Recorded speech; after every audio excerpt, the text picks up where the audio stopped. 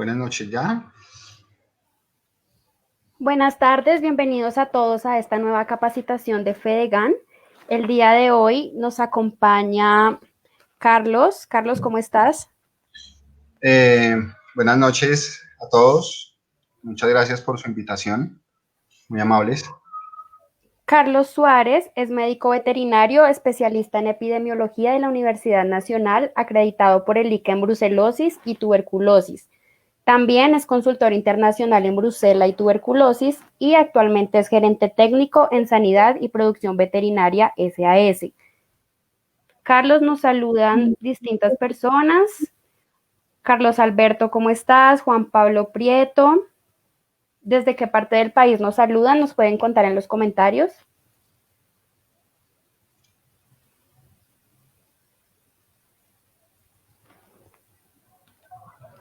Bueno, Jorge ¿listo? Andrés Ceballos también nos saluda.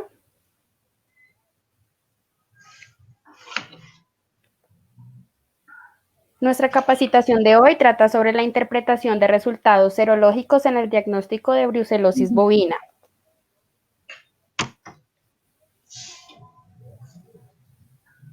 Nos saluda Elsa desde Bogotá. También Héctor Gamarra desde el COPEI Cesar.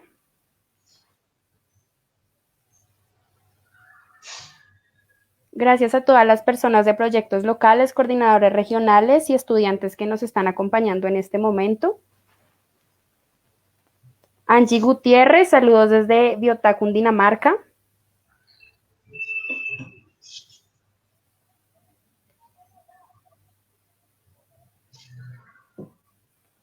También Diego Mauricio Celi, desde Magdalena Medio. Listo, Carlos, ya tenemos una buena cantidad de personas conectadas con nosotros.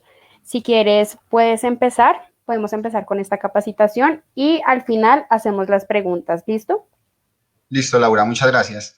Buenas noches a todos. Primero que todo, muchas gracias por la invitación que me hace Fedegan a compartir este espacio y compartir pues de la experiencia en el tema de diagnóstico de Brucela. Muchas gracias a todos los participantes por dedicarle tiempo a esta charla en los diferentes lugares del país y fuera de Colombia donde se encuentren.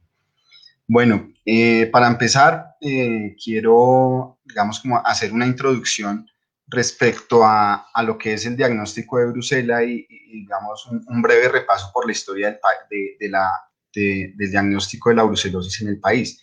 Digamos que los programas de Brucela y tuberculosis empiezan, sobre todo el de Brucela, así como en firme en Colombia, hacia el año 2000. Ya el ICA empieza como a certificar las primeras fincas, a lanzar el programa, a fortalecer su diagnóstico de Brucela a nivel de su red de laboratorios.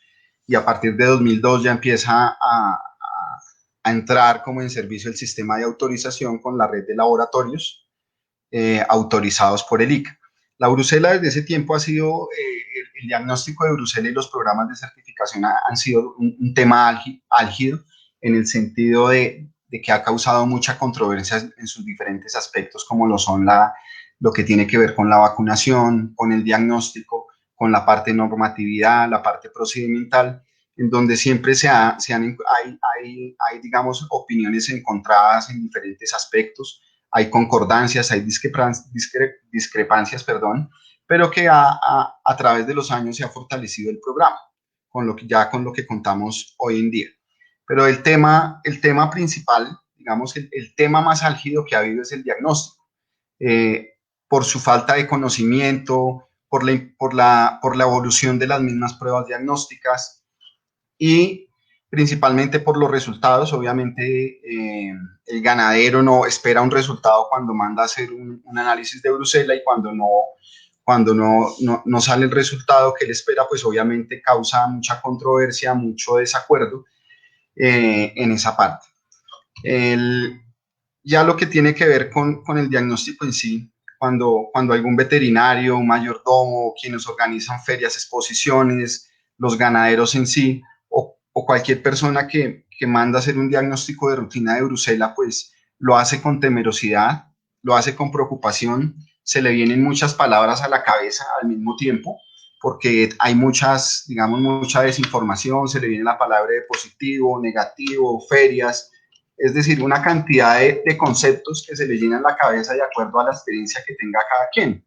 Entonces lo pueden relacionar con el matadero, con cuarentena, con el sacrificio de animales, con abortos, o los organismos de inspección, veterinarios autorizados, los resultados falsos positivos, laboratorios autorizados, lo que tiene que ver con la bonificación sanitaria, la sensibilidad y especificidad de las pruebas, algunas técnicas diagnósticas, que muchas veces conducen a confusión, a especulación de conceptos, a la mala elección de las pruebas diagnósticas, mala interpretación de los resultados, mala orientación de las medidas sanitarias cuando salen predios positivos, una toma de decisiones erradas, y todo va a redundar en pérdidas para el ganadero, pérdidas económicas en dinero en diagnóstico, en asesorías técnicas, en las mismas pruebas serológicas y obviamente en el sacrificio de animales positivos, sean bien o no estén bien diagnosticados. Todo eso, ¿por qué sucede? Por el desconocimiento de la enfermedad, de la biología de la enfermedad, del agente etiológico, de la fisiopatología, la inmunología, la vacunación, el diagnóstico y la normatividad. Entonces, lo que hemos evidenciado a través de todos estos años es que cuando el ganadero manda hacer un diagnóstico, se interpreta a conveniencia y pide muchas opiniones. Entonces, cuando él no encuentra el resultado que él espera, pide muchas opiniones y cada asesor, cada veterinario, cada ganadero le dice algo diferente. Entonces, en la mayoría de los casos, sobre todo cuando hay conflictos, es en la venta de ganado. Entonces, siempre hay un vendedor y un comprador, y cuando salen los resultados negativos, ambos están contentos con el resultado porque obviamente van a creer en el resultado, pero cuando el resultado es positivo, ya empiezan los problemas porque el vendedor no cree en el resultado mientras el comprador sí cree. Yo he hecho el ejercicio de hablar con algunos ganaderos cuando tienen estas discrepancias y les pregunto, bueno, usted está vendiendo y no cree el resultado porque usted piensa que su animal pues no es positivo. Pero si fuera al revés, le digo, ¿usted sí creería en el resultado? Entonces él me dice, sí, claro, yo sí le creería. Entonces el resultado se interpreta a conveniencia, por lo que no hay una cultura diagnóstica, no hay una conciencia de por qué se debe hacer un diagnóstico, y tampoco hay una buena asesoría en el momento de que el ganadero necesita hacer un diagnóstico de cualquier enfermedad, no solo de brucela, sino el diagnóstico se limita a que tiene algo en la finca, un problema, y se limita a sacar la muestra, llevarla a un laboratorio y que el laboratorio le dé un reporte de resultados. Y digamos que ellos en su saber piensan que ese es el diagnóstico total. Entonces, el diagnóstico debe generar confiabilidad, seguridad y credibilidad en todos los actores, ¿sí? Desde el que toma la muestra hasta el ganadero que recibe el resultado, bien sea positivo o negativo, debe generar estas tres características del resultado, sea un ganadero grande, un ganadero pequeño, un ganadero con muchos animales importantes, no importa cómo sea el perfil del ganadero. Lo cierto es que el diagnóstico debe generar confiabilidad, seguridad y sobre todo credibilidad. Entonces, ¿qué se debe tener en cuenta para el diagnóstico? O sea, el diagnóstico debe tener un objetivo, debe tener en el caso de Brucela, debe tener una casuística reproductiva, bien sea abortos, aumento de las retenciones de placenta, nacimiento de crías débiles, disminución de la fertilidad, aumento de las vacas problema, o ya hay otro tipo de diagnóstico que se hace por diagnóstico de rutina independiente, que el ganadero no tenga casos clínicos, para certificación de fincas libres, para venta de animales en movilización, para monitoreos por nexos epidemiológicos, es decir, que los ganaderos que se preocupan porque los vecinos tuvieron un problema de brucela, ellos mandan a hacer también su diagnóstico, y en algunos casos, para ferias, exposiciones, se solicita hacer esos resultados. ¿Qué debemos tener en cuenta en el proceso de diagnóstico? Entonces, empezamos con el historial de la finca, desde cómo se formó la ganadería, cuáles son sus vecinos, de dónde provienen esos ganados, si ingresaron con pruebas diagnósticas, si les realizaron, si hay algunos resultados previos a brucela realizados en esa finca, si hay un cuadro clínico, qué cepa vacunal fue empleada para primovacunación o revacunación y qué técnica diagnóstica es la que vamos a utilizar. Todos estos componentes más otros que vamos a decir adelante es donde empieza el diagnóstico y hasta acá pues inicialmente no hemos tomado todavía la muestra ni nos han dado un reporte de resultados, pero son todos los factores que debemos tener en cuenta a la hora de hacer el diagnóstico. Algo muy importante que en la mayoría de casos para el diagnóstico no se tiene en cuenta es la toma de la muestra. O sea, el diagnóstico empieza desde que se dicta el objetivo de cuál es el diagnóstico y empieza también aquí, se sigue con la toma de la muestra. O sea, la muestra es la esencia fundamental del diagnóstico, su manejo, o sea, del conocimiento de la toma de la muestra, de todo el proceso que lleva el tomar la muestra y el transportarla. Mucha gente dice, no, pero es que tomar una muestra no tiene ciencia, pero realmente si uno no hace un manejo adecuado de la muestra, va a llegar un producto de mala calidad al laboratorio y en muchos casos lo rechazan y en caso de que no lo rechacen, pues vamos a tener confusión en el diagnóstico si la muestra no se manejó bien durante su transporte. Otro aspecto importante que nosotros debemos tener en cuenta es la identificación de los animales. Entonces, hay múltiples metodologías de identificar los animales, porque muchas veces no le prestamos atención ni en cómo hacemos los números, ni en cómo marcamos los tubos, y a veces cuando sale un positivo confirmado en algunas fincas, nos dicen en las fincas que ese animal no existe en la finca. Entonces, o si se hace mal un número, podemos estar diagnosticando equivocadamente un animal y podemos estar enviando a matadero el animal equivocado. Eso es muy importante.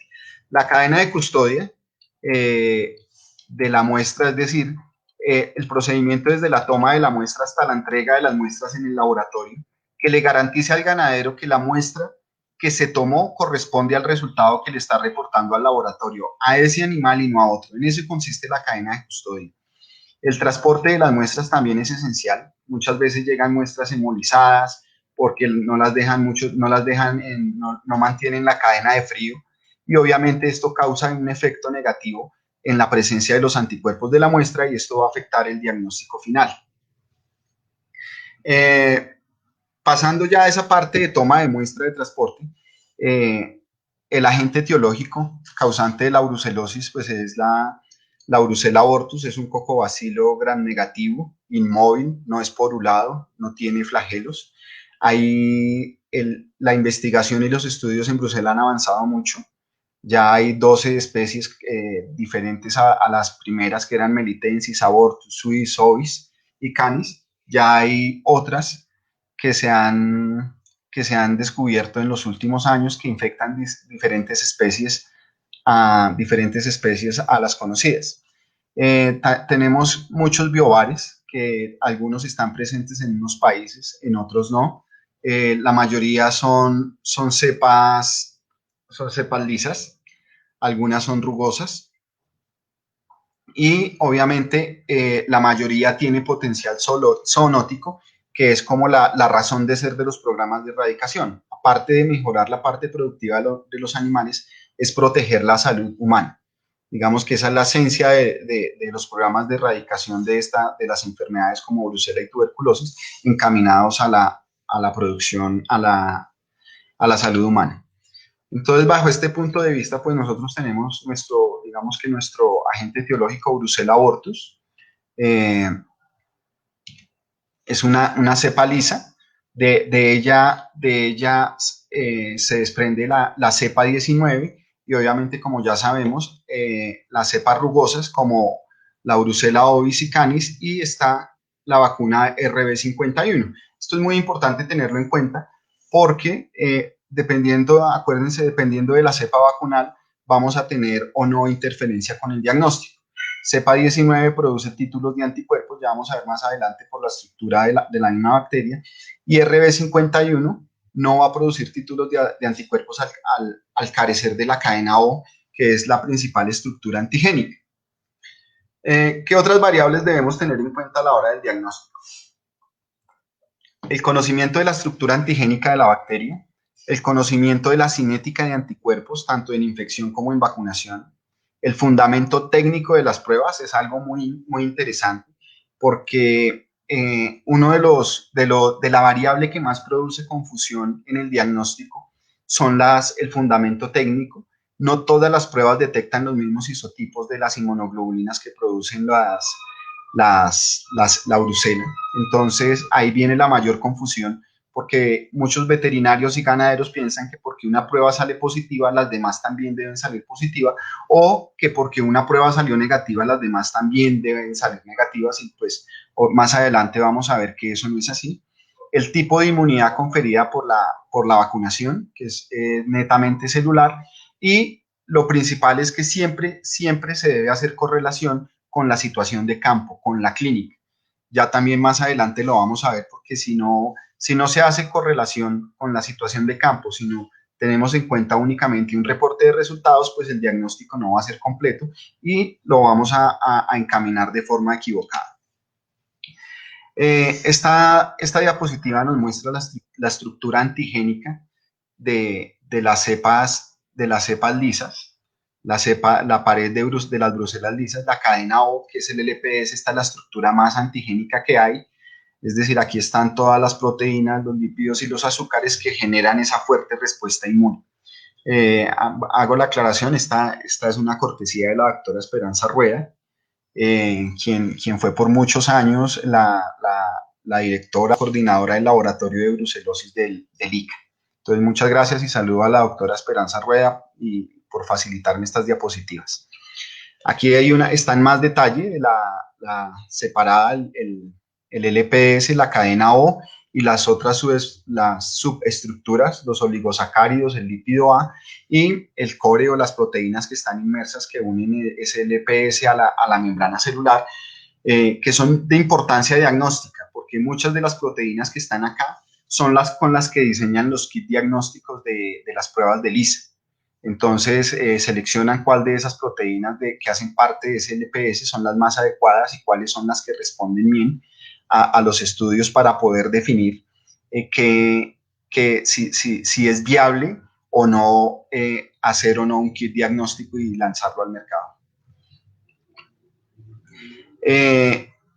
Algo muy importante y es que toda la serología que nosotros conocemos convencional va dirigida con la cadena O por lo menos la que utilizamos aquí en Colombia, con la prueba de aglutinación de rosa de Bengala, fijación de complemento, ELISA indirecto y competitivo y la FPA.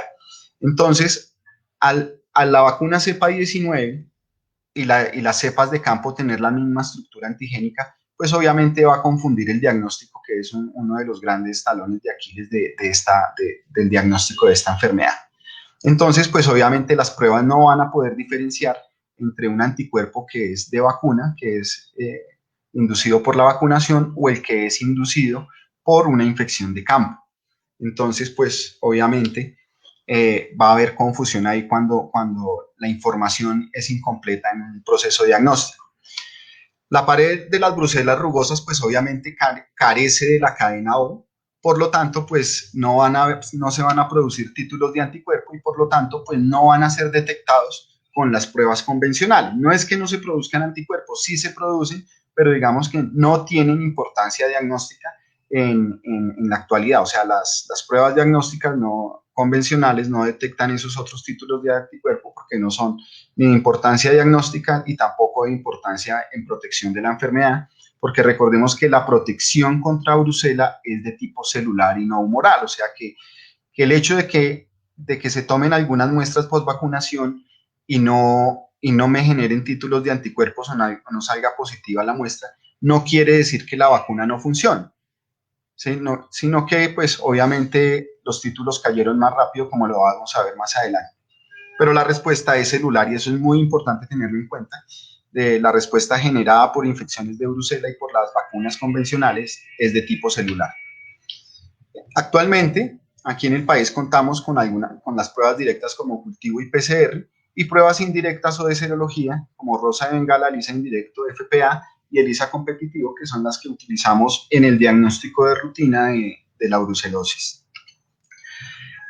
Otros dos conceptos que se manejan muy importantes y que se deben saber a la hora de realizar el diagnóstico es de sensibilidad y especificidad de cada una de las pruebas diagnósticas que se utilizan.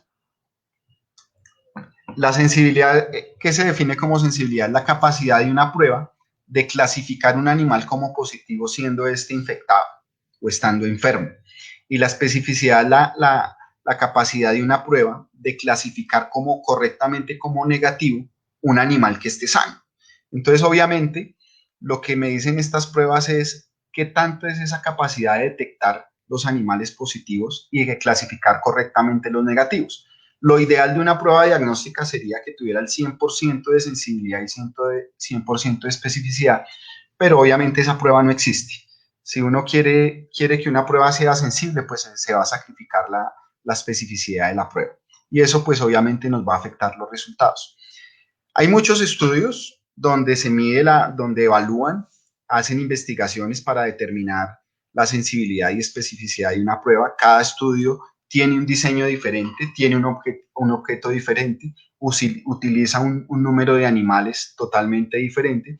Por lo tanto, en la literatura vamos a encontrar pues diferentes porcentajes de especificidad y sensibilidad de las pruebas. O sea, no hay un estándar que nos diga es que la rosa de Bengala tiene una sensibilidad del 97% y una especificidad del 99%. Porque esa especificidad es para ese estudio que fue diseñado el modelo de estudio, perdón. Entonces, nosotros no debemos enfocarnos y encasillarnos en que las pruebas tienen una especificidad y una sensibilidad estática, pero sí las podemos catalogar como una sensibilidad y especificidad promedio de acuerdo a donde se esté utilizando. Entonces, estos son estudios que se han realizado a través del tiempo, donde evalúan la especificidad y sensibilidad para diferentes tipos. Entonces, des en cuenta aquí, por ejemplo, aquí a la rosa de Bengala le dan 100 y 100 de especificidad. Obviamente deben ser unas condiciones ideales, muy controladas. En otros estudios a las ELISAs, aquí por ejemplo es de 100% a esta ELISA competitiva, y aquí es del 95%, por ejemplo. A la ELISA indirecta también varía mucho dependiendo del tipo de estudio.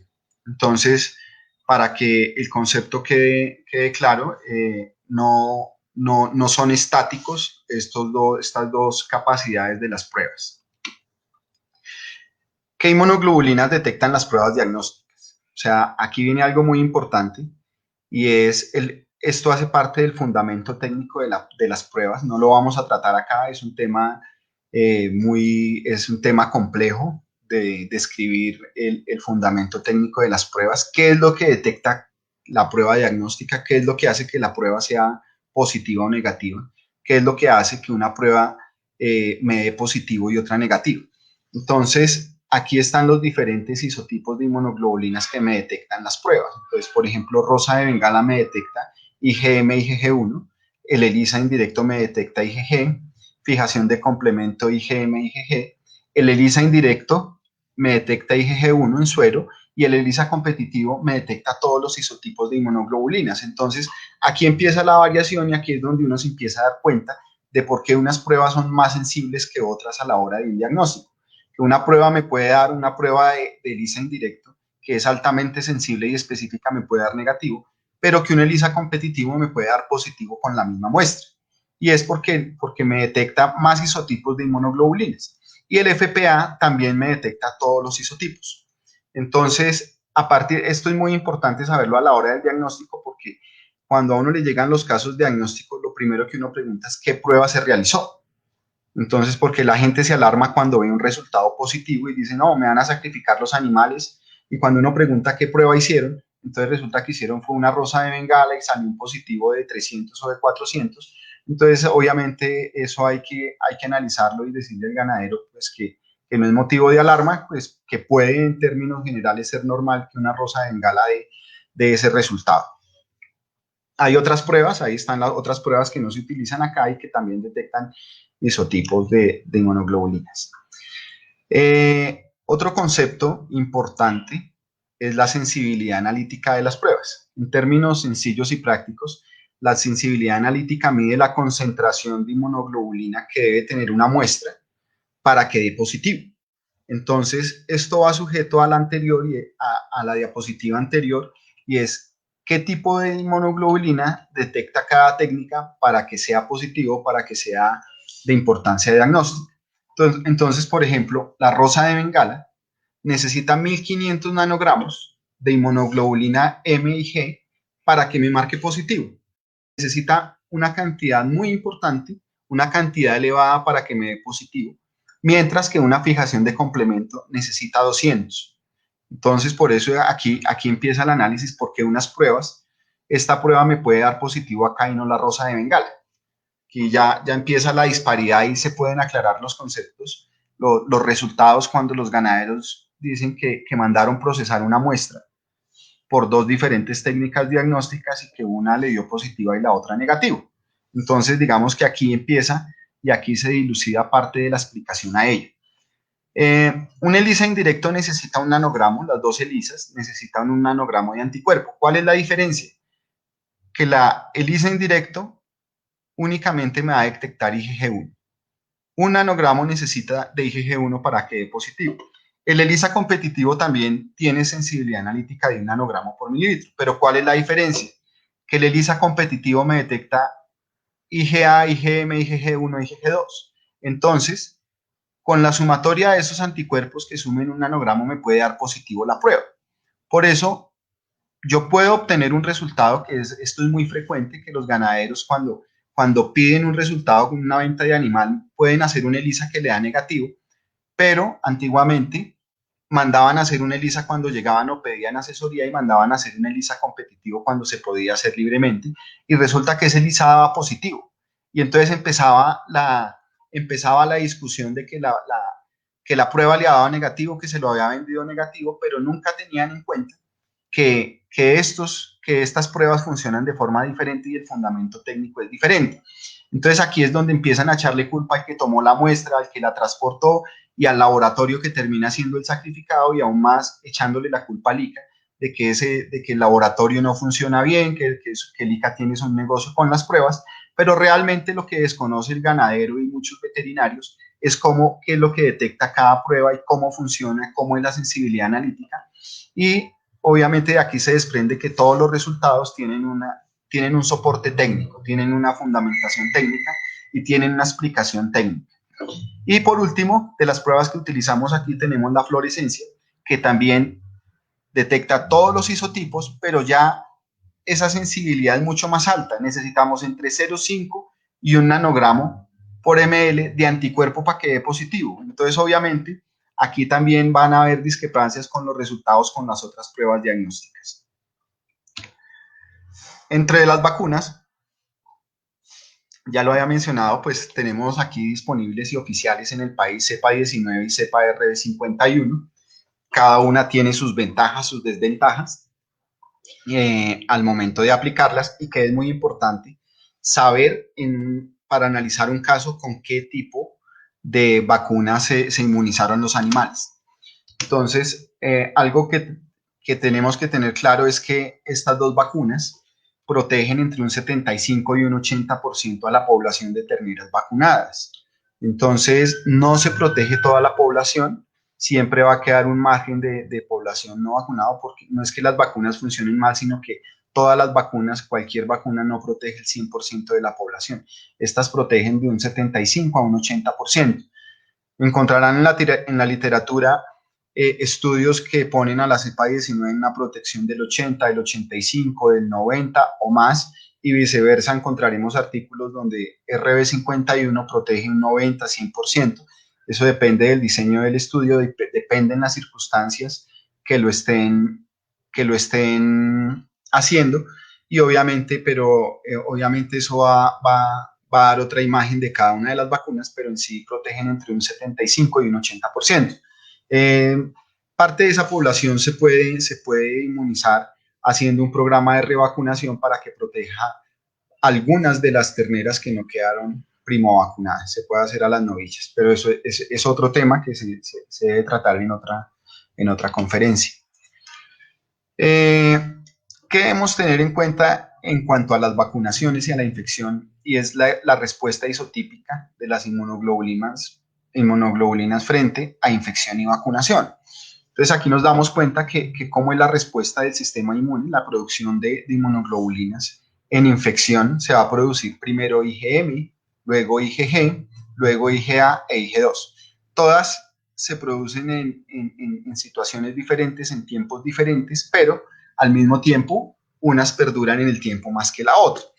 Aquí también es importante, no es muy frecuente, pero por ejemplo yo puedo tener una rosa de Bengala con un resultado positivo de un animal porque la rosa de Bengala me detecta IgM, y puedo tener un ELISA indirecto negativo.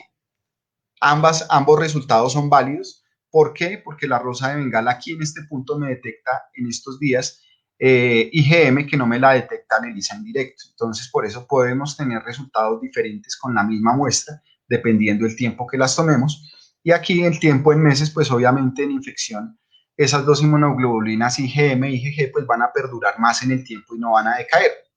Contrario a la vacunación. Cuando vacunamos animales con cepa 19, aclaro, es una diapositiva cortesía de la doctora Esperanza Rueda de un estudio que hicieron aquí hace algunos 10, 12 años, que me la facilitó muy amablemente. En vacunación también empiezan casi al tiempo, pero un poco antes, la producción de IgM, pero esta decae, aquí se ve en el tiempo, decae la IgM primero que la IgG. Entonces, este es el panorama, las gráficas de la respuesta isotípica frente a brucela de campo, una infección de campo y a vacunación. También es cortesía de la doctora Esperanza, es un estudio de cinética de anticuerpos realizado hace aproximadamente unos 15 años, donde evaluaron las respuestas frente a dos técnicas a la presencia de anticuerpos para evaluar la técnica de ELISA indirecto y ELISA competitivo. Entonces, esta es la gráfica de posvacunación, vacunación a los 3 meses de edad, y vemos cómo si se hacían pruebas de ELISA indirecto, pues obviamente salían positivos los resultados. Aquí hay un punto de corte de 30, para el kit que se utilizaba en aquella época, se utilizaba también con corte de 30 el kit de ELISA competitivo que había. Hoy, después varió su punto de corte. Pero entonces miremos cómo el ELISA indirecto se mantiene positivo por más tiempo. Hasta aproximadamente los 16, 17 meses ya empiezan a salir resultados negativos al ELISA indirecto. Mientras que con la ELISA competitiva ya 6 meses después de la vacunación ya empieza a mostrar negatividad. Aquí empieza a hacer diferenciación la prueba de ELISA competitiva. Muchas veces pues hay una información errada. Nos dicen, no, pero es que si es vacunación, la ELISA competitiva debe diferenciar ese anticuerpo. Obviamente lo debe diferenciar en la medida en que la vacunación se haya realizado de la forma correcta. Ustedes ven aquí, en estos primeros 6 meses post vacunación, la prueba sale positiva. Y sin embargo, la prueba viene diseñada con unos anticuerpos monoclonales para diferenciar el anticuerpo que compiten por el sitio de anclaje del anticuerpo de vacuna con el anticuerpo de infección. Pero sin embargo, aquí hay un desplazamiento por la titulación de los anticuerpos de vacuna a los anticuerpos de infección, y la prueba nos da positivo, sin el animal serlo a infección de campo. Entonces, esta gráfica nos muestra claramente que los animales vacunados con cepa 19, si se hace de la forma correcta, ya nos empiezan a mostrar seronegatividad a los 16 o 17 meses. Aquí nos muestra una segunda revacunación, segunda revacunación en la edad reglamentaria, que es algunos conceptos que he escuchado, pues no me consta, pero sí he escuchado varias veces que hay ganaderos antiguamente que vacunaban dentro del tiempo reglamentario 2 veces con cepa 19, y este es el efecto que ocasionaban. Obviamente, la oscilación del ELISA competitivo, miren, ya se vuelve un poco negativa después de los 23 meses en este estudio, y la ELISA indirecto no muestra negatividad ni siquiera después de los 24 meses. O sea, aquí está 23, 24, pero ninguna, el ELISA indirecto no ha caído aún. Entonces, por eso, animales que tienen, digamos, lo que se intentó demostrar aquí era que vacunando los animales acá salían, revacunándolos dentro de la edad reglamentaria, salían positivos aún después de los 24 meses. Y aquí pues hay una vacunación de hembras adultas que es aún más dramática. Aquí vemos pues la caída normal de los títulos, pero se vacuna a los 16 meses. Mire cómo va el ELISA indirecto. Esta ELISA indirecto va y prácticamente no vuelve a bajar. Y el ELISA competitivo pues también se eleva y no vuelve a bajar. Entonces aquí es donde entran algunas discrepancias. también de que el animal, de que no hay clínica en la finca y efectivamente puede no haberla, pero sí hubo un mal manejo de la vacuna, bien sea por error o por alguna recomendación. Es raro que pase este evento hoy en día, pero antiguamente podía pasar, así se vacunara con algunas dosis reducidas cuando no venían a la concentración o las preparaban a otra concentración. Aquí ya entramos en una parte que tiene que ver con los resultados de las pruebas. Entonces, aquí lo que podemos apreciar es que cuando nos salen unos resultados, pues obviamente tenemos muchas, digamos, muchas disertaciones. Cuando nos sale un resultado negativo a rosa de Bengala, positivo a rosa de Bengala, puede serlo a infección de campo, puede serlo a títulos de anticuerpos de cepa 19, si se vacunó después, si se aplicó más dosis, si se aplicó doble dosis, o aquí hay algo muy importante que debemos tener en cuenta, y es que pueden ser títulos de alguna de estas bacterias que están acá, de Yersinia enterocolitica O9, Salmonella indú,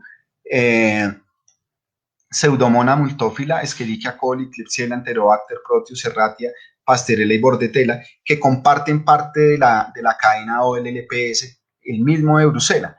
Entonces, parte de la causa de la cantidad de falsos positivos que puede dar en una rosa de Bengala se debe a cruce con estas bacterias.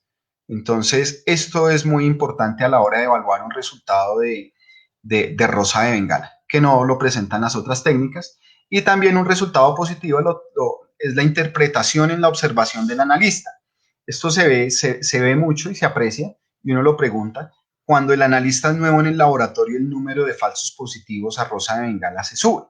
Pues ¿por qué se sube? Porque la persona obviamente está haciendo un diagnóstico de una enfermedad que es de control oficial, que los animales se pueden ir a matadero, entonces dejar un falso positivo, perdón, un falso negativo en la finca es más desastroso, entonces lo da positivo. Entonces el número de positivos se puede aumentar de acuerdo a la experiencia del analista, sobre todo en analistas nuevos. Cuando salen estos resultados positivos, obviamente, debemos tener en cuenta la cantidad de positivos, el porcentaje de positivos que hubo en la finca, el cuadro clínico, la cepa vacunal que se empleó, la edad de vacunación. Debemos analizar muy bien cuando hay dudas de que salieron animales ya confirmados, pero no hay cuadro clínico. Debemos revisar la edad de vacunación. Hemos revisado y hay animales que fueron vacunados de 14 meses, 13 meses, entonces obviamente como lo veíamos en las gráficas anteriores, animales vacunados prácticamente los títulos no vuelven a bajar y en pocas palabras enloquecen a las pruebas diagnósticas. Debemos también mirar serologías previas, cómo se comporta ese predio a la serología de Bruselas, si siempre tiene un comportamiento de altos falsos positivos o por lo contrario es una nueva infección. Resultados rosa de Bengala negativos son, lo primero, animales serológicamente negativos, baja titulación de anticuerpos, o sea, baja sensibilidad analítica como lo veíamos en la gráfica, necesita mucha cantidad que me puede dar un falso negativo, no hay evidencia de aglutinación y también la experiencia del analista, que pueden dar aglutinaciones muy débiles, pero que si no tiene un ojo muy bien entrenado, obviamente nos va a reportar el animal como negativo. También tenemos que mirar el cuadro clínico y la vacuna empleada, es decir, que si nos dan todos los animales negativos, pero en la finca hay un cuadro clínico compatible con brucela, abortos después de los 6 meses, nacimiento de crías débiles, podemos estar pensando en que hay algunos animales falsos negativos en el predio. Aquí vamos a mostrar, les voy a ilustrar aquí. Esto es un resultado de una finca negativa que vacuna con cepa 19 y obviamente el empleo de la cepa 19 en este predio no es el adecuado. Hay muchos animales falsos positivos. Cuando nosotros tenemos un resultado con un porcentaje superior al 5-8% en animales falsos positivos y que al confirmarlos nos salen negativos, quiere decir que se está empleando mal la cepa 19, que se están aplicando la vacuna después de los 9, 10 meses, o que pueden haber revacunaciones en la finca, pueden vacunar un animal de 2 meses y no está, si no tienen un método de identificación que permita una trazabilidad óptima, que no me identifique el animal vacunado, podemos tener un problema de estos, de que esto aumenta los costos de certificación porque las pruebas de confirmación valen. Y esto es un ejemplo de una finca que vacuna con cepa 19 y hacen un manejo excelente de la vacuna, como lo ven. No hay ningún animal positivo. Los analistas, los analistas, digamos que acertaron mucho en este caso.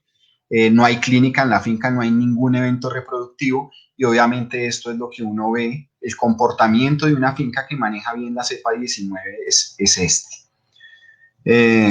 En cuanto a los resultados del ELISA indirecto, aquí ya obviamente no tenemos aquí un cruce como lo teníamos con la rosa de Bengala. Tenemos dos opciones, o que es infección de campo o que es un título de anticuerpos a cepa 19.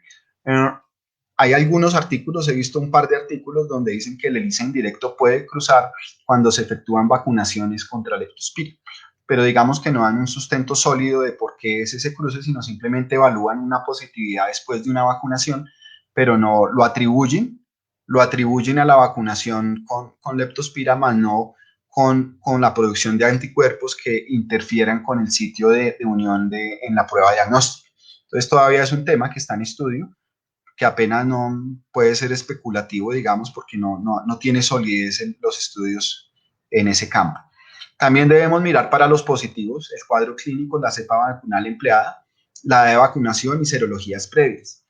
Resultados ELISA indirecto negativos, pues obviamente nos van a dar animales serológicamente negativos, que sea una infección reciente, como vimos, pues obviamente si nosotros tomamos unas muestras donde los animales están infectados recientemente, con menos de tal vez un mes o 20 días, pues no vamos a encontrar títulos de IgG1, pero sí los van a detectar otras pruebas.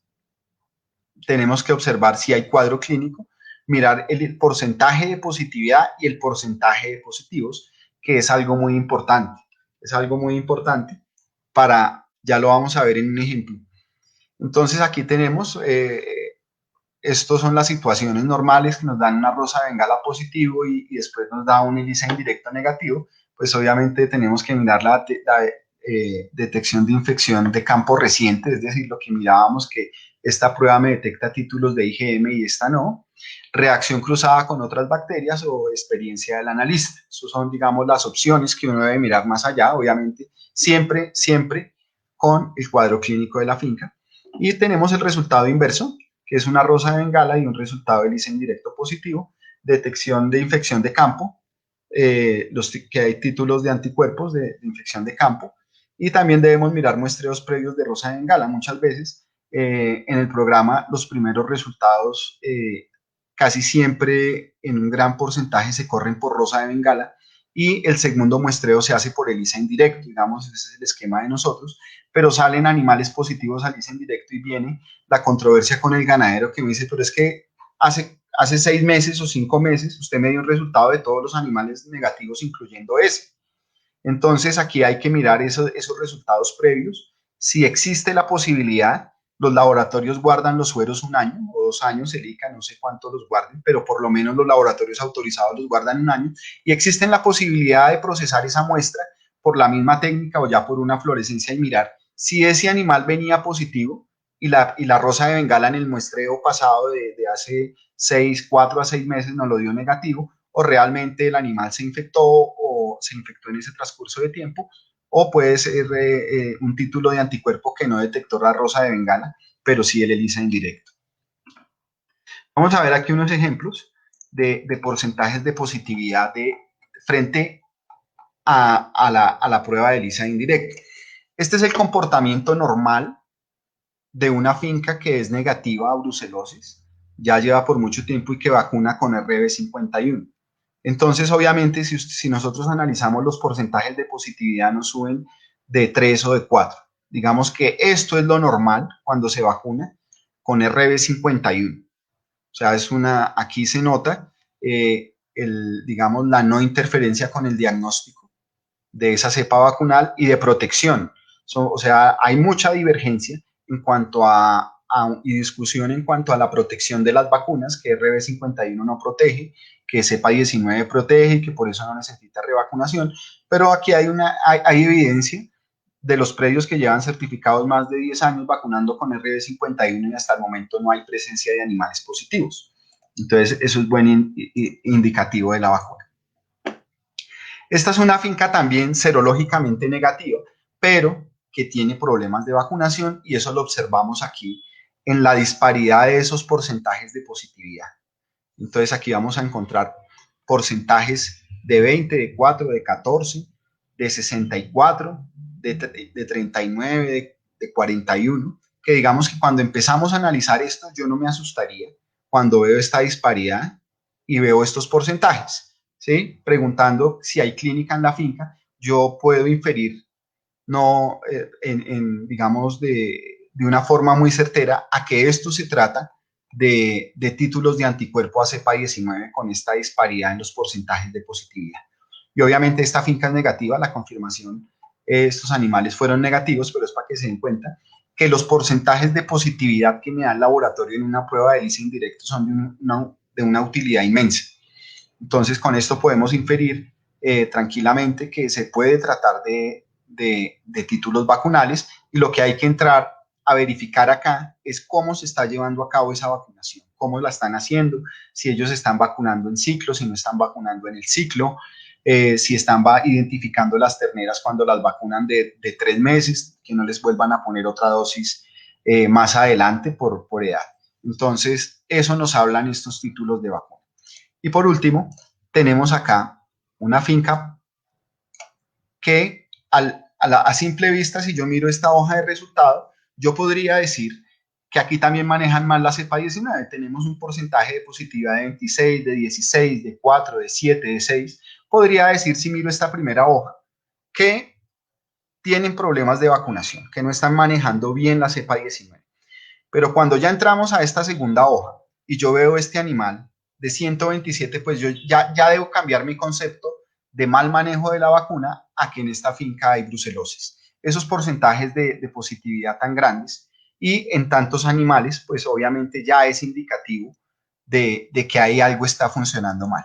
Y obviamente uno en un predio de estos que tenga toda esta positividad, con animales con estos porcentajes, con esta cantidad de positivos, muy probable tienen clínica. Este predio tenía clínica, abortos, tenía nacimientos de crías débiles y tenía un grupo muy, muy grande de vacas con problemas de fertilidad que no preñaban, llevaban muchísimo tiempo abiertas y también tenían abortos.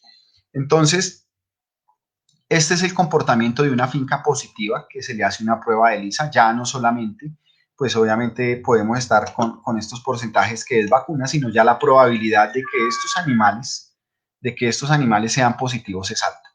Entonces, aquí hay otra variable que debemos tener en cuenta en este resultado. Con las fincas positivas que se diagnostican por ELISA, debemos tener en cuenta algo, que no solamente debemos tener en cuenta los positivos, sino debemos tener en cuenta estos animales que nos dan negativo a la prueba, pero tienen un porcentaje de positividad alto. Ya el contexto de este porcentaje de positividad aquí cambia, que yo ya descarto que pueda ser vacuna, y ya paso a que puede ser una infección activa que me está aumentando ese ruido serológico en el predio. Acá hay animales de 24 y hay otros animales de 28, acá hay uno de 27, hay algunos de 28, de 26, que obviamente ya ahorita les muestro, se le dio la recomendación al ganadero que a esos animales les hiciéramos un FPA y ya les muestro el resultado. Entonces, perdón. Este es el resultado, entonces, de esos animales, ya nos devolvemos un poco. Pero den en cuenta que esos animales que estaban en 26 en una finca positiva, tenemos que tener muy en cuenta, o sea, muy diferente al segundo ejemplo donde habían animales con seropositividades de positivos de 33, de 45 y también habían positivos con este valor, no salieron positivos al FPA. Pero aquí el contexto cambia cuando hay clínica y cuando hay porcentajes de positividad del LICEN directo por encima de 100. Entonces, cogimos los animales que habían dado por encima de 25, perdón, de 20, y les hicimos FPA y esto fue lo que encontramos. Encontramos que habían animales que nos dieron FPA de 227, de 93 y sospechosos con estos deltas. Entonces, ¿esto qué quiere decir? Que la sensibilidad tanto analítica como de la prueba no fueron capaces de detectarme estos animales. Entonces, aquí hay muchos animales que muy probablemente en un segundo muestreo deberían haber salido. O podrían salir o se podrían mantener ahí. Son animales jóvenes en su mayoría, obviamente, sino que el carácter crónico de la enfermedad hace que esos animales, los títulos de anticuerpos oscilen en el tiempo. Entonces, pueden marcar positivo en un tiempo y a los 3 meses me pueden marcar negativo, pero no solo por ese hecho es que el animal es negativo, sino que simplemente por la misma biología de la bacteria, que es una bacteria intracelular facultativa, eh, me va a hacer que los anticuerpos oscilen cuando la bacteria tiene un ambiente favorable de su círculo de infección, pues obviamente él va a salir y los títulos de anticuerpos van a aumentar. Cuando el sistema inmune pueda controlar esa infección que salió o esa reinfección, obviamente la bacteria encuentra un ambiente hostil, va a volver a estar dentro de la célula y obviamente cuando vuelva a encontrar el ambiente adecuado volverá a invadir otros tejidos. Eh, Aquí tenemos los títulos, los resultados de fluorescencia, un resultado positivo, infección de campo o títulos de anticuerpos como lo veíamos cuando la vacuna no se maneja bien. También tener en cuenta todos los mismos parámetros y una fluorescencia polarizada con resultado negativo, pues animales serológicamente negativos o infección reciente, pero es muy poco, digamos, no es usual encontrar una infección reciente con un resultado de FPA negativo, ya que ella me detecta títulos de IgM, es muy poco probable verlo, pero cabe dentro de las posibilidades de un análisis. Siempre debemos de verificar y mirar ya vamos a ver un ejemplo de este valor delta de positividad que también nos dice mucho, esta ya la vimos. ELISAs competitivos, infección de campo, también detecta títulos de anticuerpo, como lo vimos en las gráficas. Cuando la vacunación no se hace de una forma adecuada ni de forma correcta, pues la prueba se descoordina totalmente. Los resultados negativos, animales serológicamente negativos y ausencia de infección reciente, que también es muy poco probable que ocurra. Eh, digamos que deberíamos recurrir al porcentaje de inhibición que me da la prueba para poder determinar de qué se trata. También podemos encontrar disparidad en los resultados de un ELISA competitivo negativo y un FPA positivo. Acordémonos que la sensibilidad analítica del FPA es mayor que la de la ELISA competitiva. Entonces, mientras que la ELISA competitiva necesita 0.1 nanogramos de anticuerpos para que me dé un resultado positivo, el FPA necesita desde 0.5. O sea, es mucho más sensible y podemos presentar este resultado también digamos, sin que los resultados o la técnica esté mal realizada. Aquí, pues, digamos que quise extraer los resultados de las pruebas. Es un claro ejemplo de cómo es la evolución de la infección en un animal. Esto es un resultado de un ELISA indirecto de 2016, donde el animal nos dio positivo con un 64%. Eh, el ELISA competitivo de ese mismo año nos dio negativo con 33%, porque el punto de corte de ese ELISA en ese tiempo era 45. Este mismo animal en 2018 se procesó la recertificación de este predio por FPA, pero el animal nos dio negativo, pero mire, la minipolarización estaba alta. Normalmente los animales negativos a FPA oscilan entre 70 y 80, no superan a veces el 85, pero este animal estaba en 97. Se le dio la instrucción al ganadero de que debía salir de animal, pero digamos, él dijo que el animal estaba negativo, se le explicó por qué debería salir del animal, pero no lo hizo. En el muestreo de 2019, el animal ya nos dio a un ELISA indirecto 101, ya es un porcentaje de positividad demasiado alto, muy alto. Ya el animal venía anunciándonos que algo no andaba bien. El FPA de confirmación de ese mismo año nos arrojó un sospechoso de 111 y el ELISA competitivo nos dio de 88. Entonces, se cuenta que los porcentajes y los análisis que se pueden hacer con resultados previos son muy valiosos y nos dicen mucho del animal. A veces el ganadero obviamente no quiere sacrificar sus animales con resultados positivos, mucho menos con animales negativos, pero a veces toca tomar decisiones con estos animales en el cual debemos darle la recomendación al ganadero que ese animal puede ser un animal con una infección crónica de brucela que nos está oscilando en la titulación de anticuerpos y que debemos salir de él. Entonces, obviamente ya hay unas condiciones para poder evaluar, digamos, la importancia de ese animal dentro del proceso productivo, pero con una enfermedad de estas no nos podemos dar el lujo de dejarlo. Hay ganaderos que lo aceptan, hay otros ganaderos que no lo aceptan. Bueno, ya terminando, nosotros debemos de adquirir esa cultura diagnóstica para que la brucelosis no sea un obstáculo en el progreso de la ganadería. Hoy en día, pues, en las exportaciones de ganado, bien sea de carne o ganado en pie, pues los requisitos se limitan a aftosa y a brucela, pero no, tal vez viene en ascenso la importancia de la brucela y la tuberculosis en los animales. Debemos prestar mucha atención a estas enfermedades que ocasionan muy grandes pérdidas en la ganadería y sobre todo al ganadero asesorarlo en que debe hacer diagnóstico de brucela.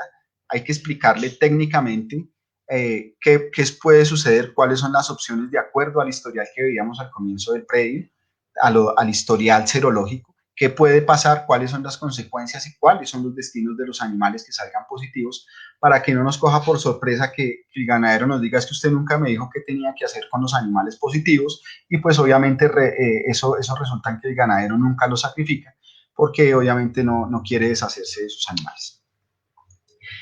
Muchas gracias por su tiempo, por su atención. Espero que la charla haya sido de utilidad, que les haya aportado. Está basada en la experiencia que tenemos en más de 15 años en el diagnóstico de esta enfermedad. Muchas gracias, muy amables. Muchas gracias, Carlos, por brindarnos todo tu conocimiento. Nos acompañó gente de Honduras, de más sitios del país como Antioquia. Y ahora vamos a entrar con una ronda de preguntas que nos las estuvieron escribiendo mientras dabas la presentación. ¿Listo? Jorge Hernández nos pregunta: ¿cuál es la prueba más recomendable y confiable para la determinación de la brucelosis bovina? ¿Cómo se determina un animal positivo en un rebaño de animales vacunados con C19? Bueno, muy interesante la pregunta. La elección de la prueba diagnóstica depende del objetivo del diagnóstico. O sea, las pruebas que vimos a nivel nacional, pues obviamente se ajustarán a la necesidad de cada predio. Cuando uno no tiene conocimiento y la información que brinda un predio acerca de todo lo que tenemos que tener en cuenta es muy pobre, podemos iniciar con una prueba tamiz de rosa de Bengala. ¿Sí? Podemos iniciar con una prueba tamiz que nos dé una idea de cómo está la finca, que sea muy sensible, que sea rápida, que sea muy económica, y ya con los resultados que nos dé la prueba tomaremos la decisión de emplear otra. Por el contrario, cuando los predios son negativos, que eso llevan en el programa o llevan negativos muchos años, lo que buscaremos no es una prueba que sea muy sensible, sino que sea muy específica. Que sea muy específica, es decir, que la probabilidad de que me vaya a dejar un animal falso negativo en la finca sea cero. Entonces, en ese caso, podríamos buscar una lisa de competitiva o una fluorescencia polarizada. Es decir, la prueba ideal depende de la situación de cada predio. La segunda pregunta tiene que ver con cepa 19. Un animal positivo en una ganadería, obviamente, que sea vacunada con cepa 19, pues dependerá de la clínica. Como vimos en los ejemplos, hay fincas que no realizan un uso de cepa 19 adecuado. Tampoco es que sea el más perverso, pero nos da una titulación de animales positivos falsos que los comprobamos en las técnicas de confirmación. Entonces, ¿qué otro aspecto se debe mirar? Y es si hay clínica o no hay clínica, si hay abortos o si hay cualquiera de los eventos clínicos característicos de la brucela. Entonces, cuando hay esos eventos clínicos y cuando así se vacune con cepa 19, no quiere decir que las vacunas blindan las fincas para que no entre la brucela.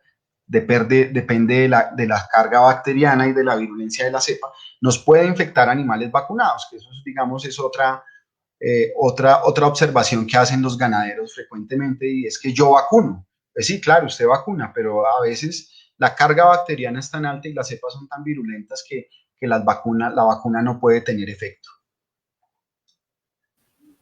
Gracias, Carlos. También nos pregunta Carlos Cardona: ¿cuál es el procedimiento a seguir como veterinarios ante casos positivos confirmados de brucela? ¿Hay algún tipo de compensación económica para el ganadero por parte del Estado? Bueno, muchas gracias la pregunta.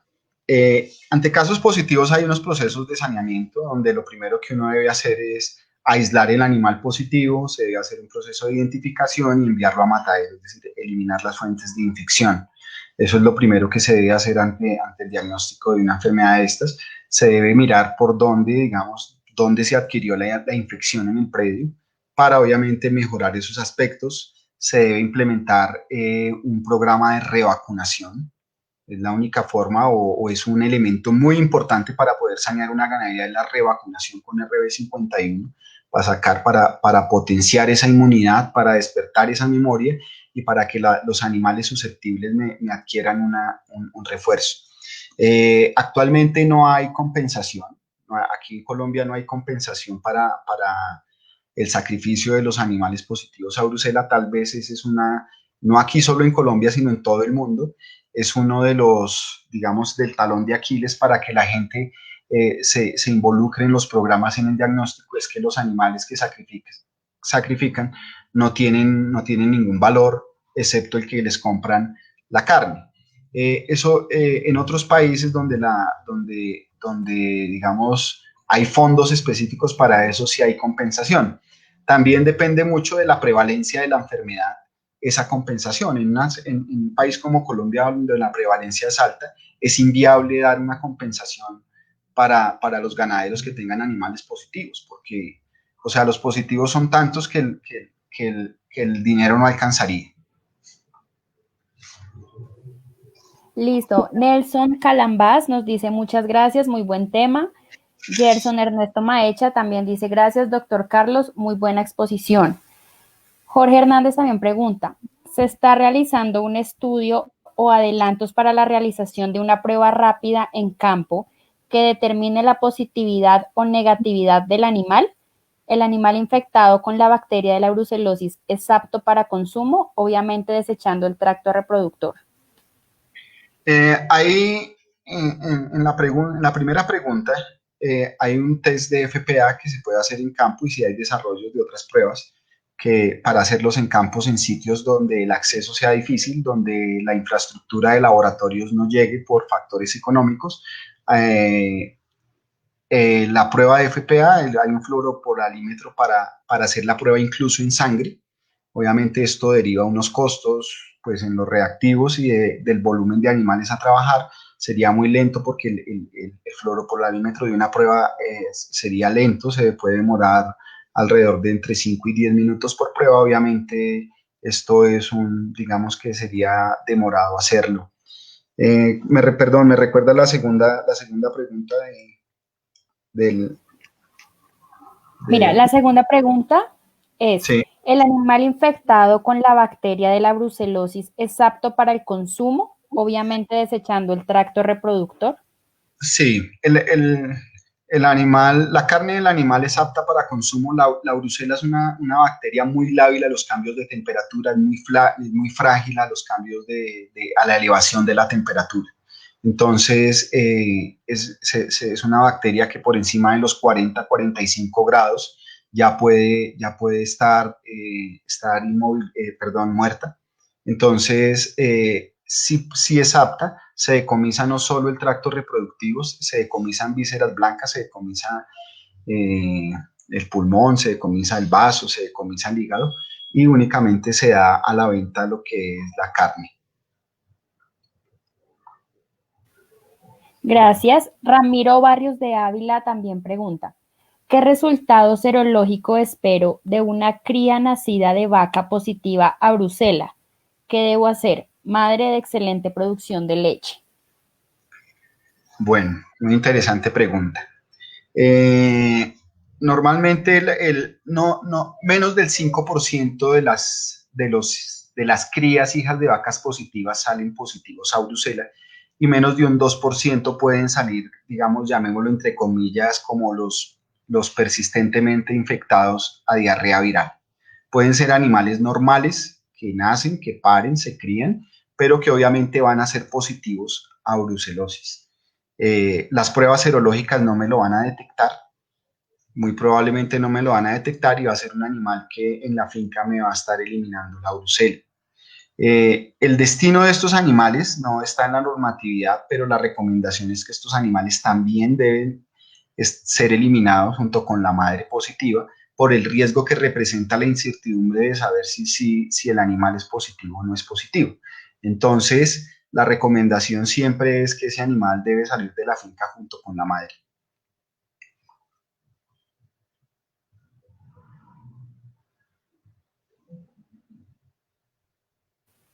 Listo. Otra pregunta nos la hace John Mario Pulido Nizo. ¿Es necesario revacunar animales que fueron vacunados con cepa 19? Bueno, esa es una interesante pregunta y es una pregunta motivo de debate actual, eh, de si se debe o no se deben revacunar animales que fueron primo vacunados con cepa 19. Como lo veíamos en una de las diapositivas, las dos vacunas, tanto RB51 como cepa 19, protegen un 75 a un 80% de la población. Muchas fincas que vacunan con cepa 19 se infectan a brucela. Entonces, la inmunidad que proveen las dos vacunas a veces no es suficiente para contrarrestar la infección. Hay unos esquemas de vacunación donde se debe revacunar, tanto si se primo vacunó con cepa 19 o RB51 para cubrir ese porcentaje de animales que no quedó bien inmunizado con la primo vacunación y para hacer un efecto booster con la primo vacunación, con los animales que sí respondieron a la vacuna y digamos que las células de memoria hagan su trabajo y potencien esa respuesta inmune. Hay algunos estudios donde plantean que animales primo vacunados con cepa 19 y revacunados con cepa RB51 pueden dar títulos positivos o pueden dar resultados positivos a pruebas como el ELISA indirecto, ya que algunas proteínas del core bacteriano que veíamos en la diapositiva pueden generar ese tipo de inmunidad. Yo he buscado el artículo, he encontrado un solo artículo, es de un autor español de apellido Blasco, pero realmente no es un artículo que demuestre científicamente que eso es así, porque muchas de las fincas que nosotros certificamos y asesoramos revacunan y se hace prueba de ELISA indirecto y dan resultados negativos. O sea que actualmente es motivo de controversia si se debe o no se debe revacunar con RB51 cuando la primovacunación fue realizada con cepa 19.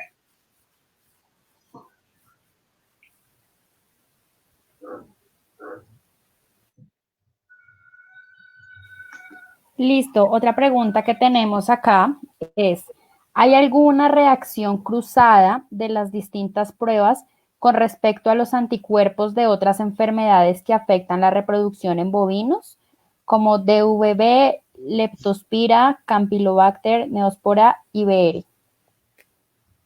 No, actualmente no, únicamente para Rosa de Bengala se tienen reportes verificados y muchos estudios de reacción cruzada con las bacterias que ya vimos.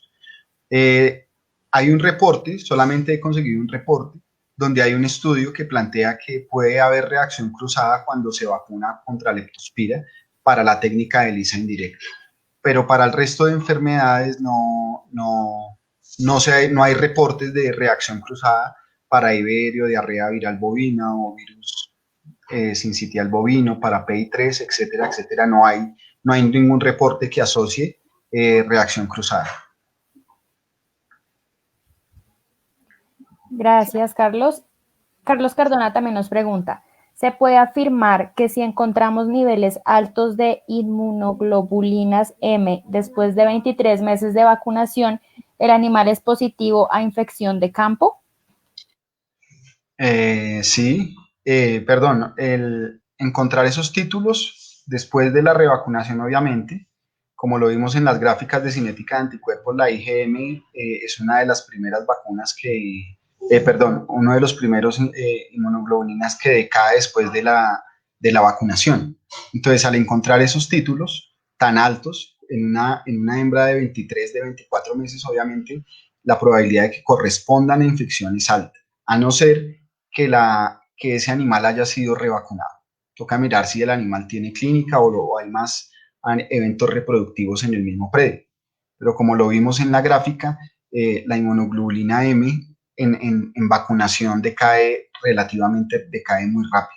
O sea, no debemos encontrar esos títulos en una proporción muy alta en un animal ya tan avanzada de 23 o 24 meses.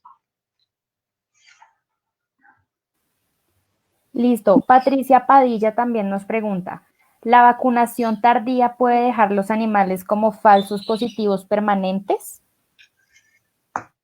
Bueno, esa pregunta debe ir enfocada a cuando la vacunación se realiza con cepa 19 y depende de la edad de vacunación. Como vimos, animales vacunados adultos con cepa 19 después de los 16 meses, obviamente esos animales, esos títulos van a perdurar prácticamente toda la vida del animal por el sistema inmune per se, que es muy maduro, ya es un sistema inmune de un animal que responde muy bien a las vacunas. Entonces, el tipo de inmunidad que promueve estas vacunas es celular, entonces es una respuesta muy fuerte y los títulos de anticuerpos que generan obviamente se van a mantener en el tiempo por más meses porque la memoria de las células B también va a ser muy fuerte. Entonces, hay algunos casos donde en algunas fincas uno ha tomado 6 7 muestras durante prácticamente 10 años y hay animales que siempre van a salir positivos, pero a la confirmación salen negativos. Entonces, uno le dicen, ese animal es positivo, siempre nos sale positivo. Entonces, ese tipo de animales muy probablemente fueron vacunados tardíamente y nos van a mostrar, o sea, en la gráfica cuando se hace viene Rosa de Bengala o ELISA indirecto, esos títulos prácticamente no van a decaer con el tiempo y nos van a afectar el funcionamiento de las pruebas. También recibimos más mensajes. Marlia Cero dice, excelente, muchas gracias por la explicación. John Frank Beltrán Ariza, muchas gracias. Toro Bravo, muchas gracias, Carlos. Carlos Alberto Torres Salamanca, excelente conferencia, gracias Fedegani, doctor, pendiente de la próxima charla. Vamos con otras dos preguntas antes de cerrar. Nos dice Diego Mauricio Celi, doctor Carlos, ¿cuál sería el protocolo recomendado en vacunación y revacunación para disminuir la presencia de falsos positivos producto de la vacunación? Bueno, muchas gracias al doctor Celi por su pregunta. Si es para disminuir los falsos positivos, pues obviamente se recomendaría únicamente primovacunar y revacunar con RB51, que sería un esquema ideal. Obviamente es una vacuna que conlleva costos, pero hay muchas fincas que lo practican. Vacunan sus animales, sus terneras entre los 3 y 8 meses y realizan la revacunación entre los 13 y 18 meses o si son ganaderías de leche un mes antes de que los animales entren a un programa reproductivo. Pero si lo que se busca es que haya cero interferencia con el diagnóstico, se debe obligatoriamente tanto primovacunar como revacunar con RB51.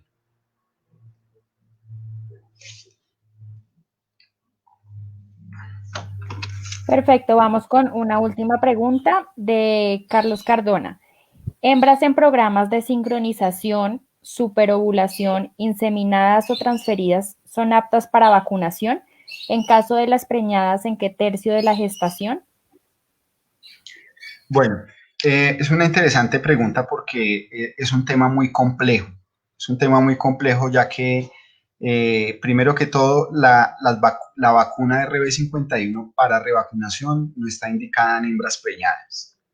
Nosotros recomendamos cuando hay casuística de Brucela o que si es una finca que revacuna, por lo menos se revacune unos 2 meses antes de iniciar cualquier programa reproductivo.